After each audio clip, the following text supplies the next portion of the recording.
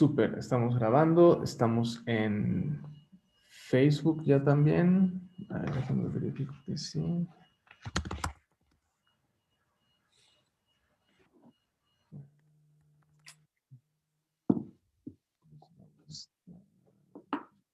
México.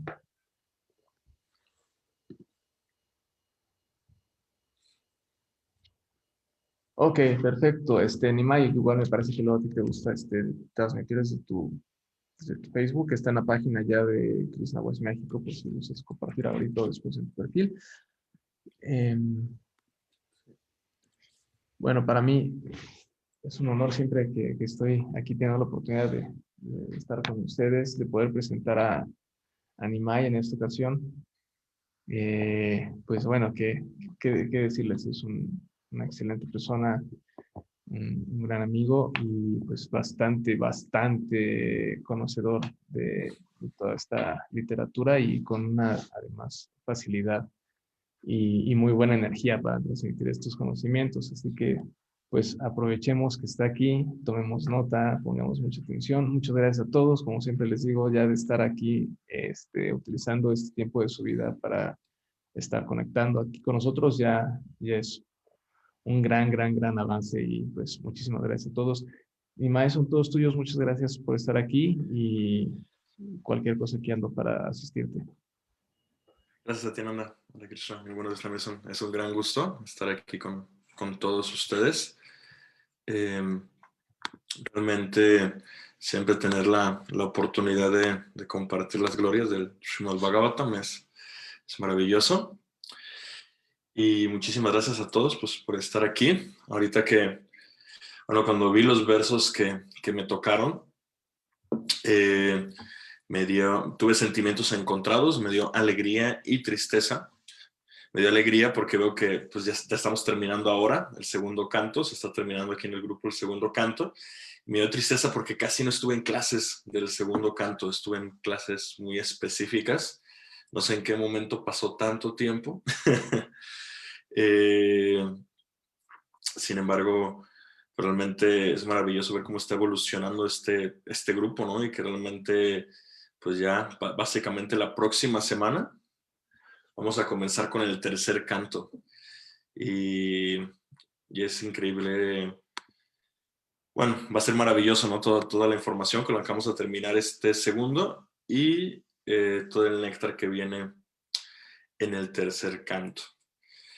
Entonces, a mí específicamente me tocó pues, del capítulo 10, que ya es el último de este canto, del verso 34 al 42, que básicamente se están concluyendo las ideas de todo lo que se estuvo explicando a lo largo de este capítulo, que es un capítulo con un título bastante importante, que es el Bhagavatam, la respuesta a todas las preguntas. O sea, realmente es un título bastante contundente y al mismo tiempo bastante satisfactorio, ¿no? Porque siempre estamos constantemente llenos de preguntas, ¿no? y el Bhagavatam es justamente esa respuesta a todas las preguntas. Déjenme les comparto pantalla para que podamos ver los versos. Okay.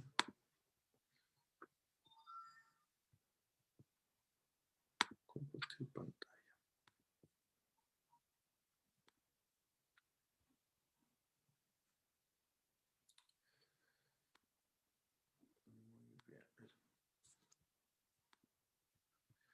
Buenos días, bienvenidos a todos los que se están conectando.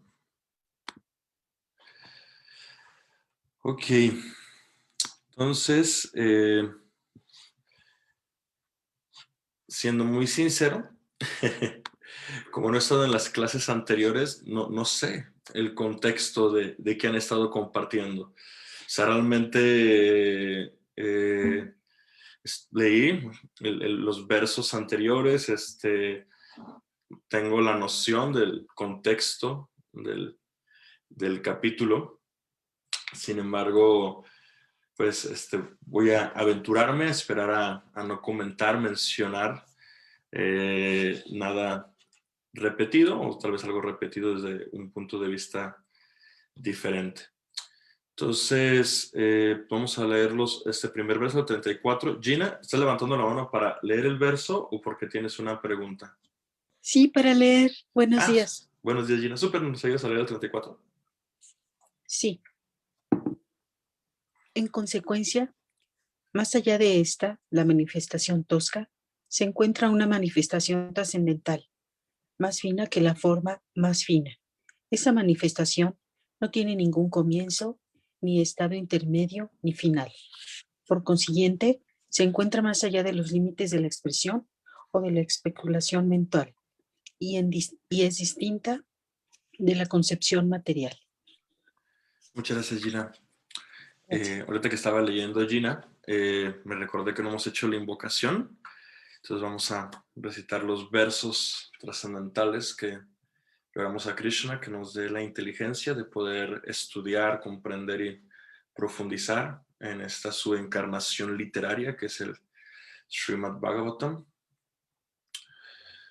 Om Namo Bhagavate Vasudevaya. Om Namo Bhagavate Vasudevaya. Om Namo Bhagavate Vasudevaya.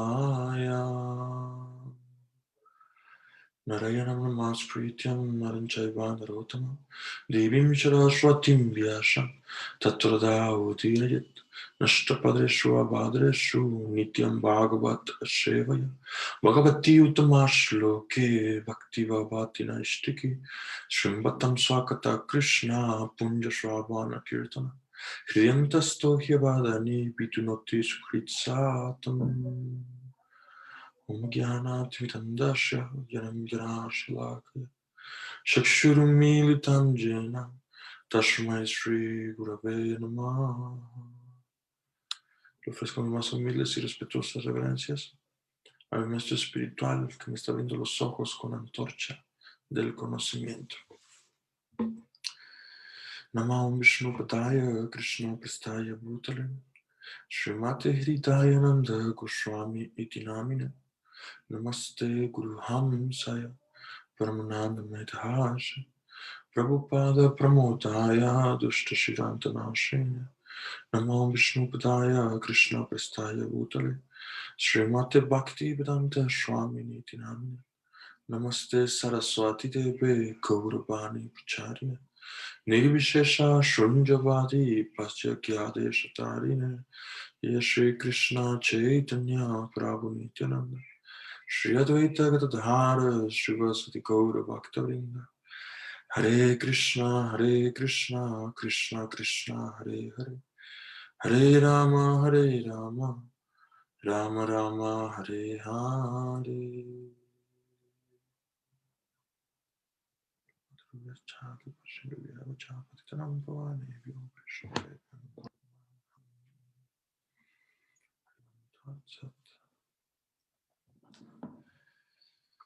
Ya. Si no conocían la invocación larga, que no me imagino, seguramente ya la habremos recitado en algún punto de este estudio hasta el segundo canto. Una invocación muy bonita glorificando el Srimad Bhagavatam, glorificando al Señor Supremo, glorificando a las personas Bhagavatam, que son las que nos permiten entender el Srimad Bhagavatam y que lo llevan en la práctica y lo realizan de manera personal. Pero bueno, después podríamos ver la traducción profunda. Regresando al verso que ya muy amablemente Gina nos ayudó a leer. En este texto 34, ay, Dios mío, lo pedí para atrás.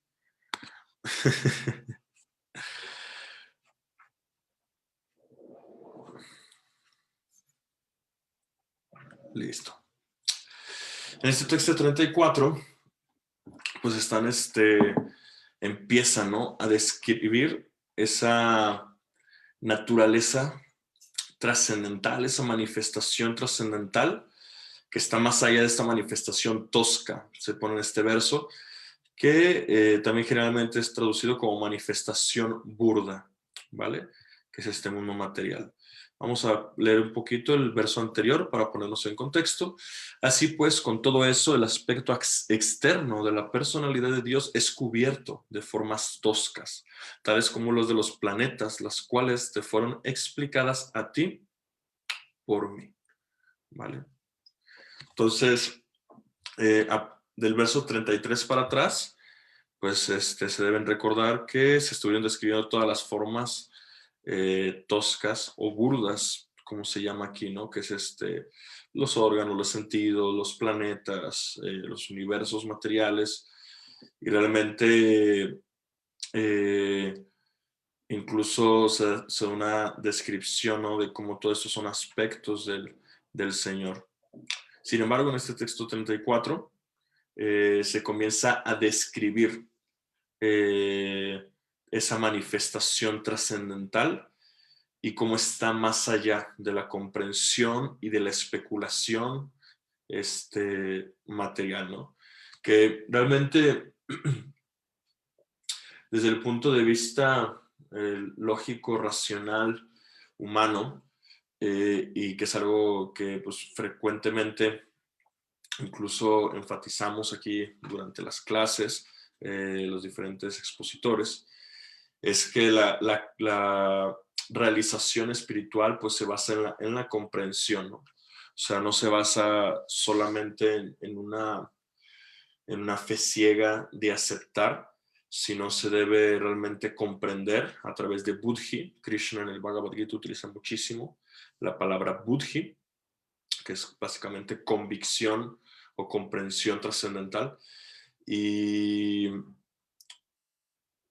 al mismo tiempo, dentro de esa comprensión trascendental, como está estipulado en este verso, es como sumamente lógico entender que si realmente hay una realidad que es trascendental a lo que nosotros conocemos y experimentamos, o sea, es normal que salga de nuestra comprensión. O sea, realmente tratar de comprender conceptos como ilimitado, como eternidad, etcétera, entre muchos otros conceptos que tiene la realidad espiritual, es realmente, o sea, muy complicado para nuestras mentes limitadas y temporales. Entonces, dentro de esa comprensión trascendental, es importante entender que si realmente hay cosas que rebasan nuestra comprensión. Por ejemplo, a veces se explica que el mundo espiritual, comparado con el mundo material, pues son las 3/4 partes, ¿vale? O sea, la creación total, 1/4 parte es la creación material y 3/4 partes es la creación espiritual. Y creación es entre comillas porque la creación espiritual pues nunca es creada, no es eterna. Entonces, siempre que se da esa explicación, Prabhupada explica que en realidad se da o se dice de esa manera solamente para que las personas pues podamos realmente tener una noción racional que nos quepa en nuestras cabezas limitadas. Sin embargo, la realidad es lo que explica este verso, ¿no? O sea, esa creación, esa manifestación, no tiene ni comienzo, ni estado intermedio, ni final, que es lo que nosotros conocemos en este mundo. En este mundo todo tiene un comienzo, todo tiene un estado intermedio y todo tiene un final. Y por ende, pues está más allá de los límites de la expresión. Es muy interesante, ¿no? O sea, realmente en este verso, el Srimad Bhagavatam nos está diciendo, ¿no? O sea, que no hay manera de expresar o de explicar ese mundo material. O sea, ese mundo espiritual, perdón. O sea, no hay manera de de dentro de nuestra capacidad de explicar y de expresar algo que se pueda entender esa manifestación trascendental. Entonces, puede parecer un punto paradójico que se hable mucho de buddhi, ¿no? de la comprensión, de la realización espiritual, y al mismo tiempo se explique una realidad que va más allá de nuestra comprensión, ¿no? Sin embargo, realmente, si lo ponemos en paralelo, nuestra comprensión limitada y finita, comparado con la comprensión ilimitada y eterna, trascendental, pues es sumamente lógico comprender que no podemos comprenderlo, ¿no? Entonces, otro punto muy importante referente a esta comprensión de la realidad trascendental es que realmente se explica en Chaitanya Charitamrita, o sea, que los devotos puros, o sea, realmente las almas autorrealizadas, las almas puras, ellos sí pueden explicar el mundo espiritual porque ellos lo han realizado en esta misma vida, en estos mismos cuerpos, en esta realidad inmediata, ¿no? De hecho, por eso se dice que los devotos puros son lugares de peregrinaje andantes, ¿no? El lugar donde ellos estén es un lugar de peregrinaje, porque ellos en el lugar que están lo transforman en la atmósfera espiritual, porque como ellos ya están experimentando la realidad espiritual en este mismo instante, en este mismo mundo material, porque cuando uno entiende que realmente el mundo espiritual trasciende inclusive los conceptos materiales que nosotros tenemos de tiempo, lugar y circunstancia, es cuando uno entiende que realmente, o sea, las almas puras, aunque externamente o aparentemente están en este mundo material con nosotros, en realidad ellos simplemente están, digamos, utilizando su cuerpo material como un instrumento, ¿no? Para poder seguir predicando las glorias del Señor Supremo, ¿no? Sin embargo, su estado de conciencia ya se encuentra por completo en el mundo espiritual. Entonces, eso es muy, muy interesante, y de hecho, eso es justamente una de las experiencias que uno puede llegar a tener de la atmósfera espiritual. Hay dos circunstancias que, dependiendo de nuestra sinceridad y nuestra sinceridad y nuestra sensibilidad en nuestro avance espiritual, uno puede percibir una realidad superior, ¿no? Esa atmósfera trascendental, a pesar de que no hay una comprensión lógica o racional como tal. Y en estas dos circunstancias, una es cuando uno tiene la asociación de estas grandes almas. Cuando uno está en la asociación de estas grandes almas, uno puede percatarse de cómo la atmósfera se convierte por completo, ¿no? O sea, realmente cuando uno está en presencia de esas grandes almas que son lugares de peregrinaje en ellos mismos, cuando uno está en compañía de esas grandes almas, uno se puede percatar de cómo la realidad cambia por completo, ¿no? Como no solo la realidad externa, sino nuestra realidad interna, nuestro estado de conciencia, todo cambia, ¿no? Y nuestra percepción es diferente, y es una experiencia muy trascendentalmente maravillosa que uno puede experimentar, ¿no? Y la segunda, pues, es cuando uno tiene la oportunidad de visitar los lugares de peregrinaje, ¿no? Los lugares sagrados, tales como Brindavan, Mayapur, Jagannath Puri, Dwarka. Esos son como los 4 principales, ¿no? En nuestra tradición Vaishnava, y obviamente los principales, pues, son Brindavan y Mayapur, que es Brindavan, donde nació el Señor Supremo, donde estuvo Krishna hace 5,000 años, y Mayapur, Navadvip, donde estuvo Chaitanya Mahaprabhu hace 500 años. Algo que estaba escuchando el otro día en una clase de mi maestro espiritual, a estos lugares de peregrinaje, pues se les llama tirta, que es como, seguramente se traduce como lugar sagrado, ¿no? Sin embargo, mi maestro espiritual explicaba que justamente esta palabra tirta se refiere como aquello que asciende o como un portal que te conecta con esta realidad trascendental, ¿no? Que es justamente lo que estamos hablando, ¿no? Entonces, en este verso es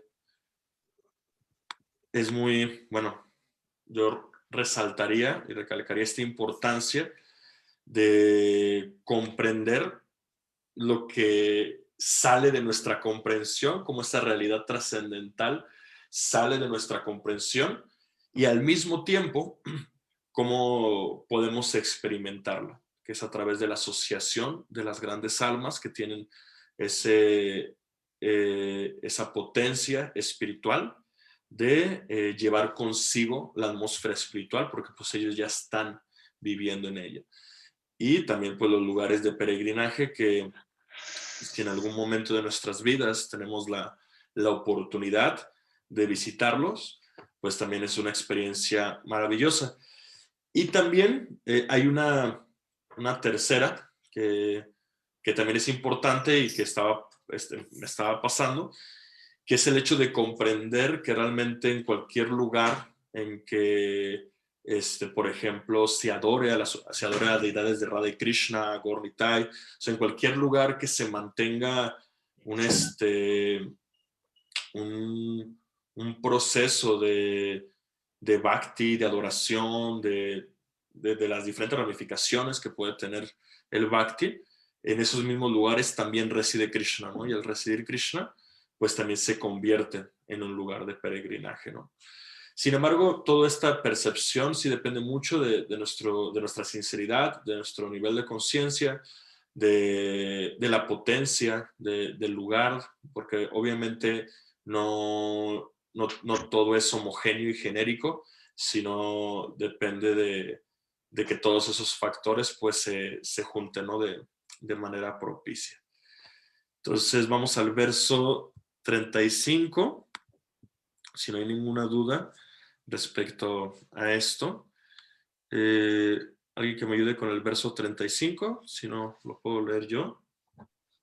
A mí me gustaría leerlo. Gracias, Lu, por favor. Dice, ninguna de las dos formas anteriores del Señor que se acaban de describir ante ti desde el punto de vista material es aceptada por los devotos puros del Señor que lo conocen bien. Muy bien. Verso cortito y contundente, ya que pues básicamente todas las descripciones anteriores pues eran descripciones del mundo burdo, ¿no? Y cómo entender a Krishna mediante ese mundo burdo y cómo aprender a ver a Krishna pues en todas las circunstancias. Entonces, aquí se refiere con que no es aceptada, ¿no? O sea, yo personalmente lo entiendo y lo entendería desde la perspectiva de que obviamente, por ejemplo, el Virat Rupa, la forma universal de Krishna, que dice que no, las montañas son sus huesos y los ríos son sus venas y todo esto, o sea, son maneras en las que tú puedes aprender a ver a Krishna en todo. Sin embargo, no es de que, por ejemplo, como devoto, o sea, por ejemplo, devoto puro no es de que te va a decir, no, pues adora esa montaña, adora ese río, adora esto, adora aquello, ¿no? O sea, realmente, más bien los devotos puros siempre están buscando establecer que se comprenda de manera directa al Señor Supremo, ¿no? Y todos esos procesos de ver al Señor Supremo en todo, obviamente ayudan a potencializar nuestra evolución en el proceso de conciencia de Krishna, porque o sea, que no sea aceptada no significa que los devotos puros no ven a Krishna en todas partes, al contrario, justamente son devotos puros porque ven a Krishna en todas partes, ¿no? Que de hecho, si no mal recuerdo, es en el séptimo canto, hay un significado en el que Srila Prabhupada explica que realmente la diferencia entre un Paramahamsa es como el devoto puro de más alta categoría, y un neófito que está iniciando su práctica de conciencia de Krishna, es que el Paramahamsa ha aprendido a ver absolutamente todo en relación con el Señor Supremo.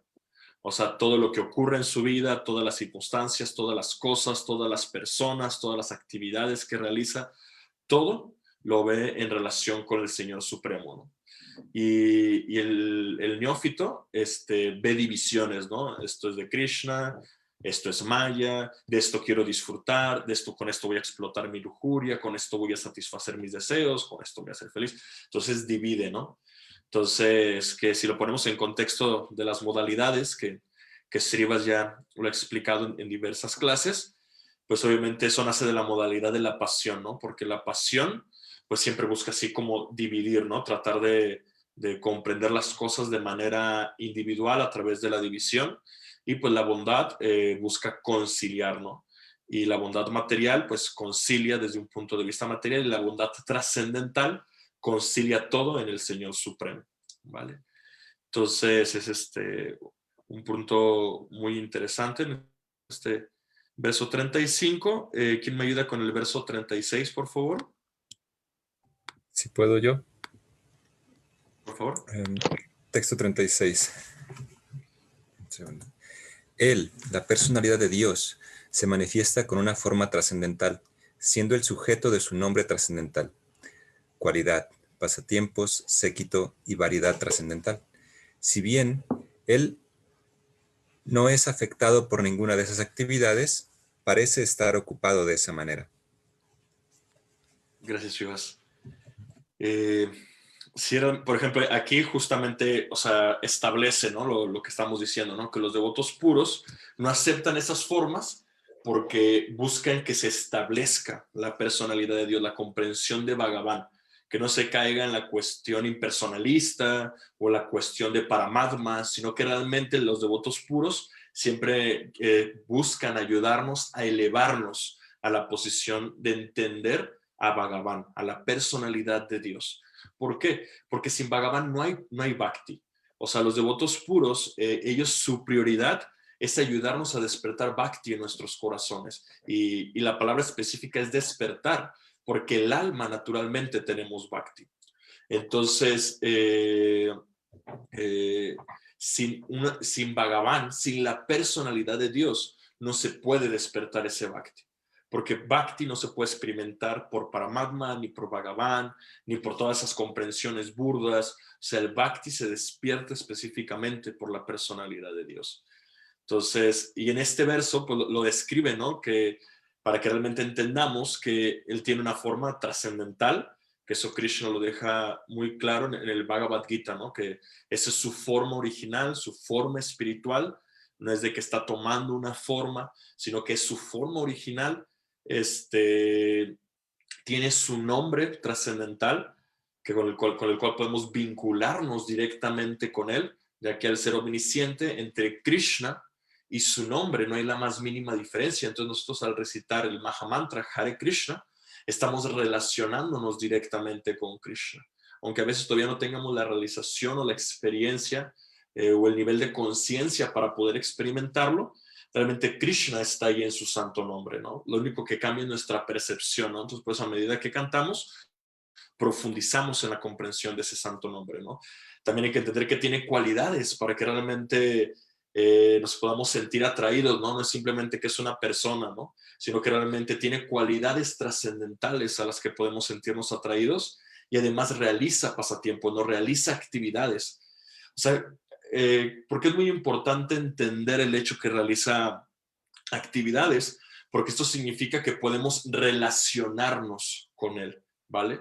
Porque bhakti, amor, sin un relacionamiento es básicamente imposible que ocurra, ¿no? Séquito, eso significa que tiene personas que lo acompañan, ¿no? Lo que significa que puede realizar sus actividades y puede ser uno de sus asociados, ¿no? Y toda su variedad trascendental.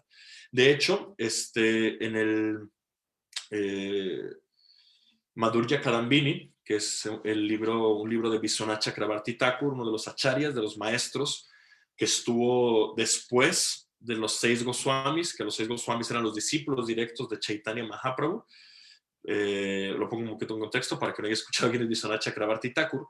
Él en su Madhurya Kadambini, él describe el proceso de la realización espiritual. O sea, cómo es el proceso desde el estado neófito, desde el estado de que uno apenas está empezando a cultivar sus pequeños pininos de fe, de devoción, de servicio, hasta el estado más elevado que es Prema, el estado de amor puro por Dios, y cómo en ese estado se revela a Dios, ¿vale? Y algo muy importante que se menciona en esa evolución tiene mucho que ver con este verso, porque lo primero que uno debe realizar es obviamente que Dios es una persona, que Krishna es la suprema personalidad de Dios, y una vez que uno entiende eso, por lo menos de manera racional, uno debe realizar su nombre trascendental, Nama, en sánscrito. O sea,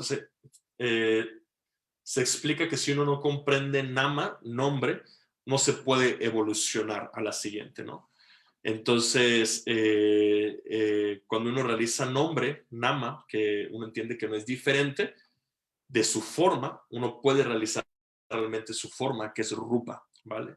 Entonces, la primera manifestación de Dios con la que realmente podemos asociarnos y vincularnos es Nama. Después Rupa, en la cual uno entiende que tiene sus cualidades. Después Lila, que uno entiende que puede tener sus pasatiempos, ¿no?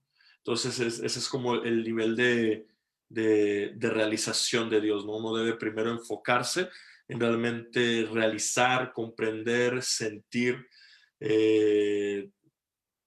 no se me ocurre otra palabra, como realmente entre Krishna y su nombre no hay la más mínima diferencia.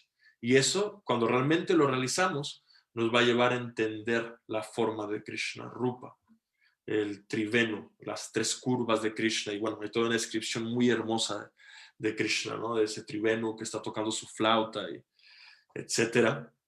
Y cuando uno entiende esa forma, Rupa, uno evoluciona a comprender Lila, pasatiempos, ¿vale? Entonces todo esto incrementa el deseo del alma espiritual de querer asociarse y relacionarse con el Señor Supremo, porque realmente, pues a fin de cuentas, todo nuestro esfuerzo en este mundo siempre está abocado a realmente amar y ser amados, ¿no? Entonces, esto conlleva muchísimas variaciones, pero hay un autor que se llama David Hawkins, si recuerdo bien el nombre, y que de hecho, creo que Shivas me comentó esto, que realmente toda acción que hacemos, o toda acción, decisión que hacemos los seres humanos, cuando vas a la parte más profunda e interna del ser humano, la hacemos básicamente por dos motivos, ¿no? Para buscar amor o por falta de amor, ¿no? Entonces, y puede sonar como un poco reduccionista, sin embargo, a mí personalmente eso me dio así como una comprensión bastante empática y profunda, o sea, realmente entender cómo los actos inclusive más crueles o los actos más maravillosos, a fin de cuentas todos están movidos por ese sentimiento de buscar amor o de falta de amor, ¿no? Porque a fin de cuentas la falta de amor lo que lleva es a la lujuria, que la lujuria lo que lleva es al egoísmo y etcétera. Entonces es realmente importante para el sendero del Bhakti entender que a fin de cuentas, aunque no estemos en esa búsqueda del Bhakti, esa necesidad de amar y de ser amados es lo que nos está moviendo en nuestro día a día, ¿no? Entonces, vamos al siguiente verso. Otro punto, perdón, un punto también importante de este verso 36, es lo último que dice, que si bien él no está afectado por ninguna de esas actividades, parece estar ocupado de esa manera. ¿Vale? Que es podemos citar el Ishupanishad, ¿no? Que se dice que el Señor camina, pero no camina, está cerca, pero está lejos, es el grande, pero es el más pequeño, ¿no? Que es de estas paradojas trascendentales a la hora de entender al Señor Supremo, ¿no? Que él, aunque no es afectado, o sea, realmente por ninguna de estas actividades, no tiene necesidad de hacer ninguna de estas actividades, el Sadmarrama es completamente autosatisfecho, él parece que está ocupado en estas actividades, ¿no? Pero realmente, como dice en el Ishopanishad, él parece que camina, pero en realidad no camina, ¿no? Entonces, es una de las paradojas trascendentales que solamente Krishna, el Señor Supremo, puede hacer esto, ¿no? Que parece que hace actividades, pero en realidad él no está haciendo nada. Entonces, eso es una paradoja trascendental, justamente para que el punto que mencionaba al inicio, ¿no? Entender que hay cosas que trascienden nuestra comprensión, ¿no? Porque dentro de la concepción material, entender que alguien hace actividades al mismo tiempo no hace nada, pues es sumamente complejo. Y a nivel filosófico es importante, o sea, mencionar el Bhagavatam y muchas escrituras védicas hacen estas paradojas para que justamente son como alertas filosóficas, ¿no? Para que no caigamos en el orgullo de sentir de, ya estoy entendiendo todo y todo es tan comprensible y tan claro. Porque el Bhagavatam, o sea, por ejemplo, en este capítulo, ¿no? Se llama el Bhagavatam, la respuesta a todas las preguntas, ¿no? Entonces alguien puede decir, no, pues como yo ya sé todo lo que dice el Bhagavatam, pues ya sé todo, ¿no? Entonces no ocupo entender nada más, no ocupo comprender nada más. Sin embargo, al contrario, ¿no? O sea, el Bhagavatam, la respuesta a todas las preguntas, a mí personalmente más bien como que me invita a aprender a todo ese conocimiento, todas esas dudas, todo el panorama de sabiduría que existe en este mundo que está a nuestro alcance, cómo podemos comprenderlo a través del Bhagavatam, ¿no? Entonces, siempre nuestra mente puede buscar esas dos posibilidades, ¿no? La del conformismo, la de, pues no manches, ya con esto no ocupo nada más, ¿no? O puede más bien utilizarlo como una herramienta para expandir nuestro conocimiento, obviamente en pro de servir al Señor Supremo, ¿no? Y justamente este tipo de paradojas filosóficas es para que nos topemos con pared y no caigamos en ese confort de yo ya sé todo, ya comprendo todo, que es muy común para nuestro ego querernos hacer creer eso, ¿vale? Entonces el que sigue es un verso bastante, son varios versos extensos, es del 37 al 40. Entonces, ¿alguien me puede ayudar a leerlo? Si no lo puedo leer yo. Si quieres, yo lo leo. Por favor, Chivas. Sí. Dice, oh rey, he de decirte que todas las entidades vivientes son creadas por el Señor Supremo de acuerdo con sus pasadas acciones.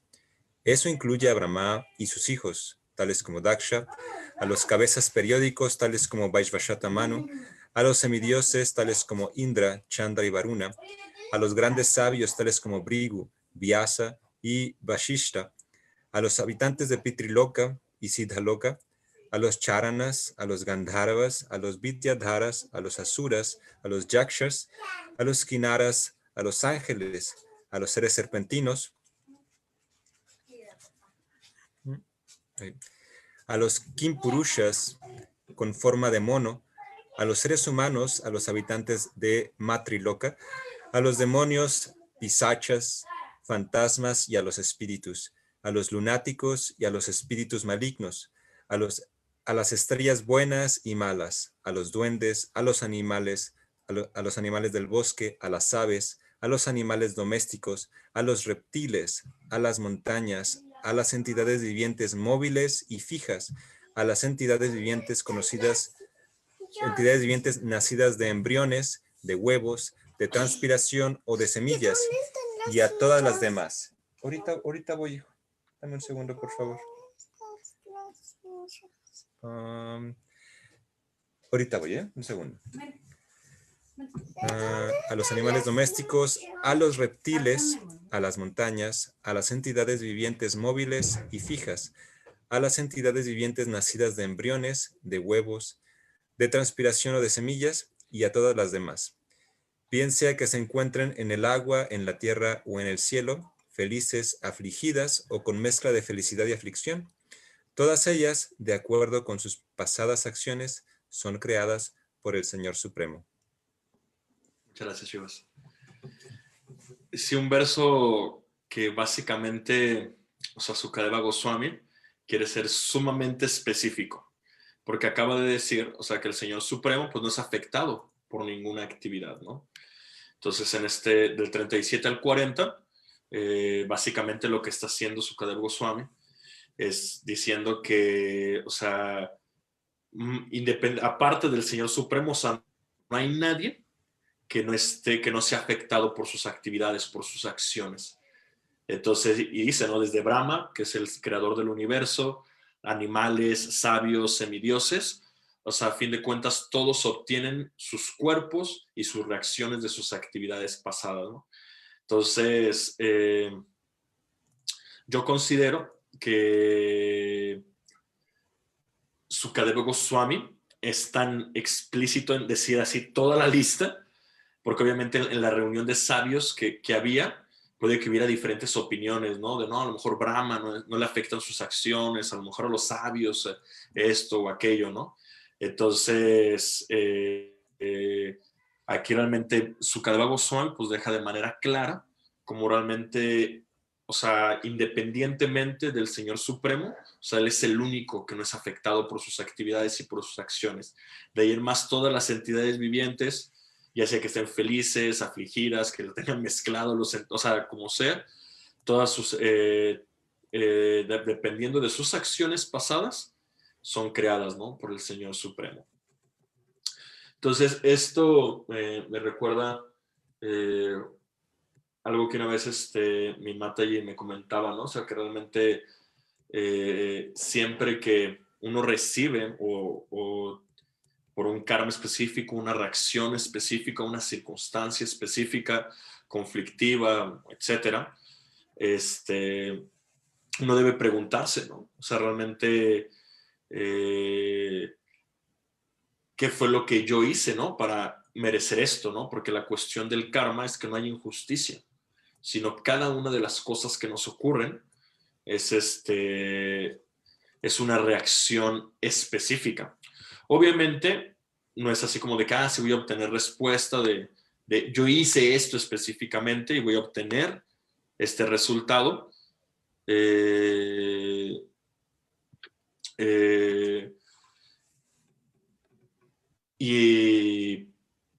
O así, no, perdón, es que leí la pregunta de Lu y me distraje. Ahorita respondo la pregunta, lo más para terminar esta idea. O sea, realmente no es de que uno entienda directamente de yo hice esto y por ende estoy haciendo esto, ¿no? O sea, el Bhagavatam dice que comprender los caminos del karma es algo sumamente intrincado. Sin embargo, por la reacción que uno está recibiendo, uno debe tratar de entender cuál es la lección, porque a fin de cuentas el karma, yo siempre lo entiendo eso como el sistema educativo del universo, que nos está dando las lecciones que necesitamos aprender para autorrealizarnos. Lu pregunta en el chat, ¿quiénes son los cabezas periódicos y los seres reptilianos? Los cabezas periódicos se refiere ya a los manus, de hecho, ¿no? Los cabezas periódicas, las cabezas periódicas tales como Vaivashvata Manu, ¿no? Básicamente los manus son los progenitores de la humanidad, ¿vale? Desde la perspectiva védica, desde el Srimad Bhagavatam, los manus son los que poblan los planetas con seres humanos, ¿vale? Con esto que estamos entendiendo, que no somos el único planeta con seres humanos. Hay muchos planetas medios en los cuales hay más seres humanos como nosotros. Entonces, los manus justamente son los que, así como hay los que se encargan de están los que se encargan de los progenitores de los semidioses y los progenitores de los asuras. También están los progenitores de los seres humanos, que esos son los manus, ¿vale? Y ellos pues siempre se encargan, ¿no? De que pues haya seres humanos en los planetas en los que se supone que debe haber seres humanos. Por eso a los seres humanos en el Bhagavatam el nombre védico sánscrito es Manushya, o ser humano, ¿no? Que somos descendientes de los manus. Algo que, por ejemplo, a veces se menciona en la astrología, yo no sé qué tan védicamente sea cierto, siéndoles muy sincero, porque solamente lo he visto en astrología. Y por la narración del Bhagavatam me parece comprensivo, porque lo que está narrando el Bhagavatam es que en el planeta Tierra ya no solamente residen Manushas, sino Asuras y Devas. Desde la perspectiva del Bhagavatam, en el planeta Tierra residen desde semidioses, Manushas humanos y Asuras, ¿no? Personas de mentalidad atea o demoníaca. Entonces, por ejemplo, en astrología a veces se dice que realmente ya somos una mezcla, ¿no? O sea, por ejemplo, somos entre puede ser Manushya, o puede ser Deva, o puede ser Asura, ¿no? Eso ya no entiendo, siéndoles muy sincero, cómo en astrología hacen ese cálculo y cómo saben eso. Pero ellos supuestamente lo calculan de esa manera, ¿no? Solamente lo menciono porque a mí se me hace curioso e interesante de que pues, antes en el planeta Tierra solamente habíamos humanos, ¿no? Que somos como una entidad equilibrada que podemos escoger entre el bien, el mal, hacer lo correcto o incorrecto, ¿no? Y los asuras pues tienen más la tendencia a hacer lo incorrecto, aunque por supuesto que claro que pueden escoger hacer lo correcto. Y están los devas que tienen más a la virtud, a querer hacer lo correcto, ¿no? A mí se me hace interesante porque obviamente sí hay como casos muy marcados, ¿no? De personas que tienen una inclinación a hacer cosas malignas, personas que tienen una inclinación a hacer cosas positivas y las personas intermedias, ¿no? Entonces, y la otra pregunta es ¿quiénes son los serpentinos? Bueno, reptilianos. Sí se pueden ser serpentinos o reptilianos, ¿eh? El Bhagavatam menciona a ambos. Generalmente se consideran como seres de la dinastía de los asuras, ¿vale? Los seres reptilianos o los seres serpentinos son de la dinastía o del linaje de los asuras y tienen planetas. En el Bhagavatam, en el canto 5, cuando se da la explicación del universo, están los planetas medios y cuando terminan los planetas medios, los siguientes planetas que siguen están habitados de muchas entidades extraterrestres asúricas muy interesantes. Entre ellas están los reptilianos, lo que se puede considerar como que tienen forma de reptil, los serpentinos, todas esas entidades, ¿no? Ahora, si alguien tiene noción de teorías conspiranoicas, esto no tiene nada que ver con teorías conspiranoicas y con los reptilianos. O sea, esto más bien una comprensión del universo. Y bueno, Shivas ya me puso en el chat específicamente, gracias por recordarme, en sánscrito se les conoce como nagas, ¿vale? Inclusive a lo largo del Bhagavatam uno encuentra relatos de esas nagas que pueden ser así, pueden tener forma de serpiente y transformarse inclusive en forma humana y interactuaban con seres humanos. Un pasatiempo de ello pues es Kaliya, que era una naga de 100 o 1000 cabezas, no recuerdo. Y básicamente pues estaba ahí envenenando el río Yamuna, donde habitaban Krishna, con sus demás amiguitos se brindaban, y pues básicamente Krishna pues pelea con ella, ¿no? Y la libera. No la mata por pedido de sus esposas, va a ser muy bonito, después podemos contarlo. Pero básicamente pues así en el Bhagavatam hay varios pasatiempos de esas nagas, ¿no? De entidades serpentinas o también reptilianas. Agustina pregunta, muy didáctica la clase, muchas gracias. ¿Qué clase de cuerpo o entidad viviente es el mejor para avanzar en el camino a Dios? El Bhagavatam, un gusto, Lu. El Bhagavatam dice que la mejor es el Manushya, el humano. ¿Por qué? Bueno, los asuras, por obvias razones, tienen esos cuerpos porque son personas que karmáticamente están más interesados en el disfrute material. Entonces se les dan esos cuerpos con esa inclinación natural a querer disfrutar de este mundo material, ¿no? Entonces, el asura no es un cuerpo tan recomendable, aunque puede ocurrir, por supuesto. Tenemos el caso de Prahlad Maharaj y de Bali Maharaj, que nacieron en familias asúricas y fueron grandes almas, ¿no? Fueron Mahayans, devotos puros para Mahamsas. Los devas, ellos, aunque tienen esa inclinación de servir a Dios, los devas tienen un problemita que es de que tienen demasiado disfrute. O sea, karmáticamente hablando, ellos hicieron muchas actividades piadosas, entonces tienen mucho disfrute. En los planetas celestiales hay mucho disfrute material. Entonces, a lo largo del Bhagavatam podemos leer y darnos cuenta cómo los semidioses les cuesta trabajo estar interesados en la práctica espiritual, porque ellos están disfrutando muchísimo en su situación actual. Entonces, y el humano, pues el humano no estamos así como ni sufriendo tanto, ni disfrutando tanto.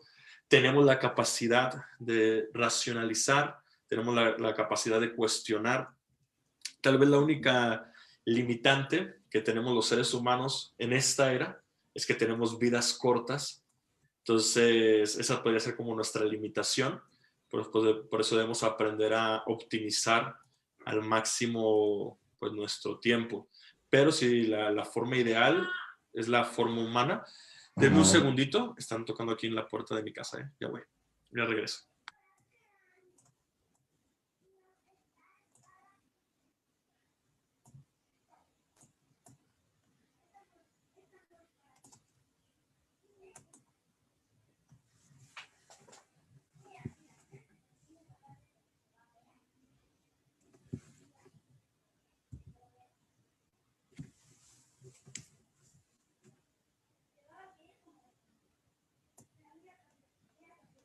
Muy bien.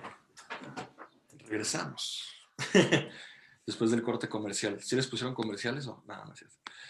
Muy bien. Al contrario, un gusto, Agustina. Entonces ya no solo eso, nos falta el 41 y 42. Como nos faltan 4 minutos, pasó muy rápido el tiempo. Siempre pienso que me va a sobrar tiempo y nunca pasa. Ok, así que yo leo el 41 y el 42 para no extendernos. El 41 dice, de acuerdo con las diferentes modalidades de la naturaleza material, la modalidad de la bondad, la modalidad de la pasión y la modalidad de la oscuridad, existen diferentes criaturas vivientes que son conocidos como semidioses, seres humanos y entidades infernales. Oh rey, hasta una modalidad específica de la naturaleza, estando mezclada con las otras dos, se divide en 3. Y así pues, cada clase de criatura viviente es influida por las otras modalidades y así adquiere sus propios hábitos. Y el 42, la personalidad de Dios como el sustentador de todo lo que hay en el universo, aparece en diferentes encarnaciones después de establecer la creación. Y así pues rescata a todas las clases de almas condicionadas de entre los humanos, los no humanos y los semidioses. ¿Vale? Entonces, después de toda esa explicación de las entidades vivientes, en el 41, pues nos dicen que todos estamos siendo afectados por las modalidades, ¿no? Ya sea por la bondad, por la pasión, por la ignorancia, o la oscuridad, la inercia. Y dependiendo de cómo estemos influidos por estas modalidades, pues hacemos acciones que tienen reacciones específicas que nos van a dar cuerpos específicos en nuestras siguientes vidas, ¿no? Y algo que también se menciona en este verso es que pues estas modalidades se mezclan entre ellas y se dividen. Y todas las criaturas siempre de alguna u otra manera estamos siendo influidas por mezclas de estas modalidades, ¿no? Algo importante de la modalidad de la bondad, que es la modalidad que nos ayuda a trascender, algo que menciona Krishna, es de que uno se apega a ese sentimiento de felicidad, de tranquilidad, así como de quietud, ¿no? Eso ocurre en la modalidad de la bondad. Y algo muy interesante es de que el hecho de estar apegado a esas sensaciones denota que en realidad es bondad manchada con pasión, ¿vale? Porque en la pasión es cuando hay apego. En la bondad debería haber desapego. Entonces, si uno se empieza a dejar arrastrar otra vez por los apegos, uno va a decaer en la modalidad de la pasión. Eso lo menciono como un paréntesis porque a veces no se entiende a qué se refiere con bondad material y por qué te ata a este mundo, ¿no? Y es justamente por eso. Porque es la bondad material, al generar ese apego y no darnos cuenta de que está generando ese apego, no llevar conciencia de ese apego, otra vez ese apego nos baja a la modalidad de la pasión, ¿vale? Obviamente, como dice este mismo verso, hay infinidad de mezclas, infinidad de divisiones, entonces ya eso depende de cómo influye o afecta a cada criatura específica. Pero el verso increíble con el que me tocó terminar es este verso 42, que retomando la pregunta de Agustina, o sea, en realidad se dice que el cuerpo humano es el mejor, ¿no? Pero en realidad la personalidad de Dios, sí, Krishna, el sustentador, él siempre está descendiendo en sus diferentes encarnaciones a lo largo de toda la creación, ya sea para liberar a todo tipo a todas las clases de almas condicionadas, ¿no? Entre los seres humanos, los no humanos y los semidioses. O sea, en realidad Krishna, él siempre está buscando la manera de que podamos volver a nuestra posición constitucional como almas puras, ¿no? Entonces, eso es realmente lo más importante. De hecho, es el título que le puse a esta clase. Realmente confiar en el sustentador supremo.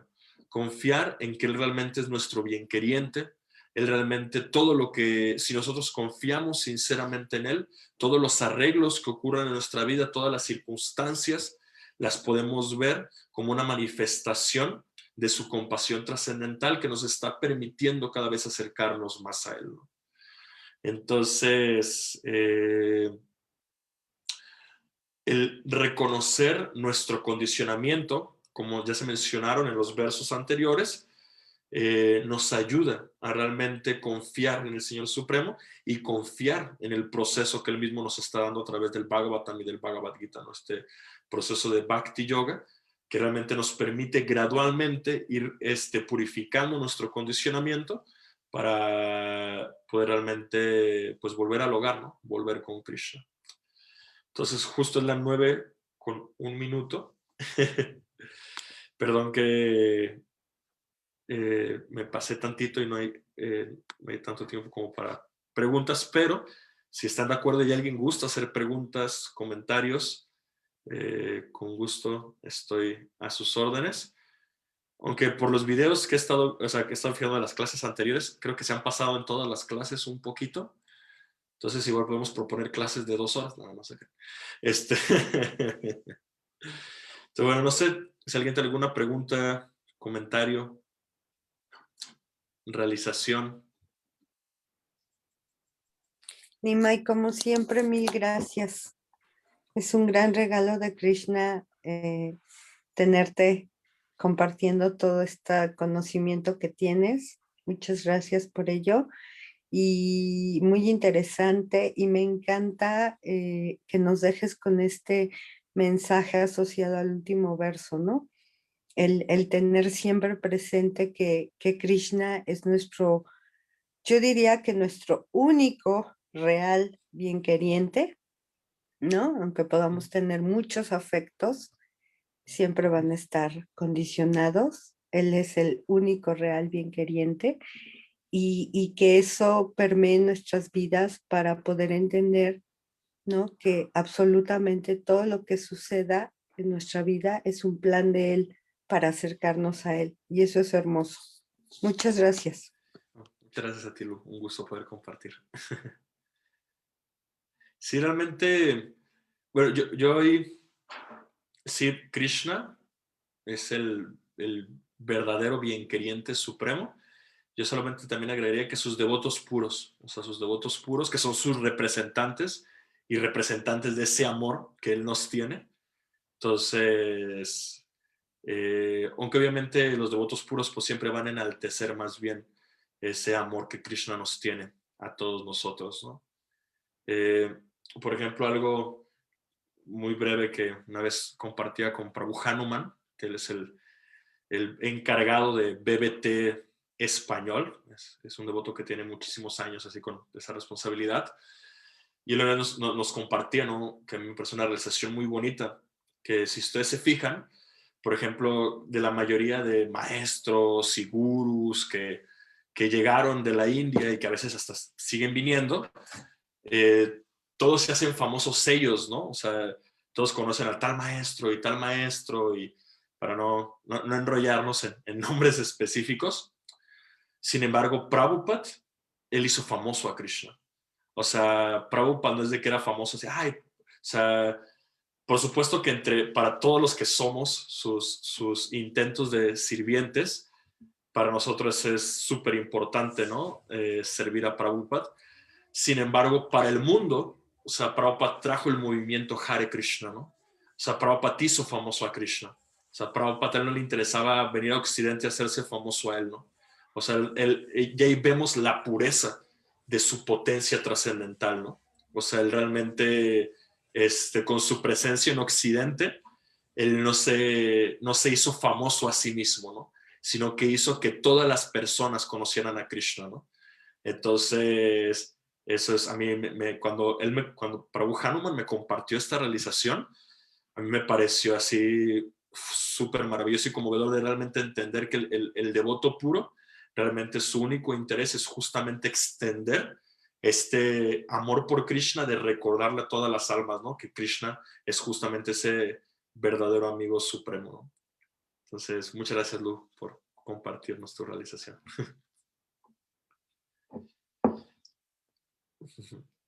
Muy bien, pues si no hay ningún comentario más, son las 9:06. Entonces, Ananda, no sé si hay algo con lo que tú quieras cerrar.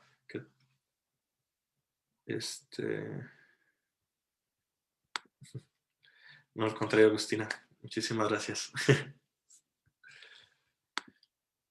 Muy bien. Bueno, entonces pues vamos a terminar la clase aquí. Muchísimas gracias a todas y a todos los que se conectaron. Siempre es un gran gusto tener la oportunidad de compartir. Es muy, muy satisfactorio. Y pues bueno, nos estamos viendo y que tengan un excelente día y un excelente fin de semana. Perdón, alguien iba. Gracias. Hare Krishna. Hare Krishna. Que estén muy bien. Excelente viernes. Un fuerte Lindo abrazo. día. Placer. Gracias, Nimai. Hare Krishna a todos. Buen día. Buen día.